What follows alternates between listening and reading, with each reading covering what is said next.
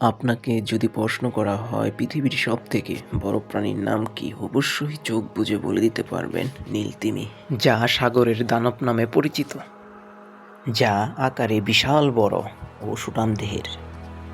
আজ কথা বলবো পৃথিবীর ক্ষুদ্র পাখি হামিংবার্ড নিয়ে। তারা পশ্চিম গোলার্ধের বাসিন্দা। হামিংবার্ড। আজ এই ক্ষুদ্র পাখির খুঁটিনাটি নিয়ে আলোচনা করব। হামিংবার্ড পৃথিবীর সবথেকে ছোট পাখি, যার দৈর্ঘ্য 7 থেকে 13 সেন্টিমিটার পরিমাণ হতে পারে বা 3 থেকে 5 ইঞ্চি লম্বা। সবচেয়ে ছোট প্রজাতি হলো মৌমাছি হামিংবার্ড, যার দৈর্ঘ্য 5 সেমি বা 2 ইঞ্চি বা 2 গ্রাম ওজন হয়। সব থেকে বড় প্রজাতি হামিংবার্ডের দৈর্ঘ্য হলো 13 সেমি বা 9 ইঞ্চি, যার ওজন হলো 17 থেকে 31 গ্রাম হয়ে থাকে। এই হামিংবার্ড লম্বা ঠোঁটের জন্য বিখ্যাত, যা ফুলের মধু খাওয়ার জন্য বিশেষায়িত। এছাড়া সমস্ত হামিংবার্ড পোকামাকড়ও খেয়ে থাকে। হামিংবার্ড নামকরণ করা হয়েছে তাদের ডানার স্পন্দন থেকে।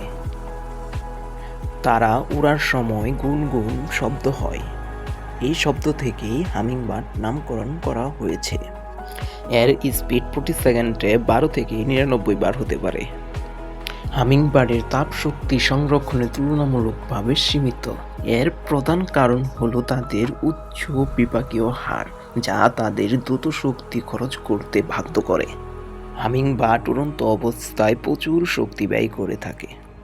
এ কারণে তাদের শরীরের তাপমাত্রা বেড়ে যায়, যা প্রায় 40 থেকে 41 ডিগ্রি হয়, এবং তাদের হৃদস্পন্দন মিনিটে 1200 বার পর্যন্ত হতে পারে। এই বিপাকীয় হার বজায় রাখার জন্য তাদের প্রচুর পরিমাণ খাদ্যের প্রয়োজন। তাদের প্রধান খাদ্য ফুলের মধু, যা তাদের দ্রুত শক্তি যোগাতে সাহায্য করে। এছাড়াও পোকামাকড়ও খেয়ে থাকে। এই পাখি শুধু পশ্চিম গোলার্ধেই পাওয়া যায়, আলাস্কা থেকে টিয়েরা ডেল ফুয়েগো পর্যন্ত বিস্তৃত। গ্রীষ্মমণ্ডলীয় মধ্য ও দক্ষিণ আমেরিকায় সর্বাধিক ঘনত্বের সাথে দেখা যায়।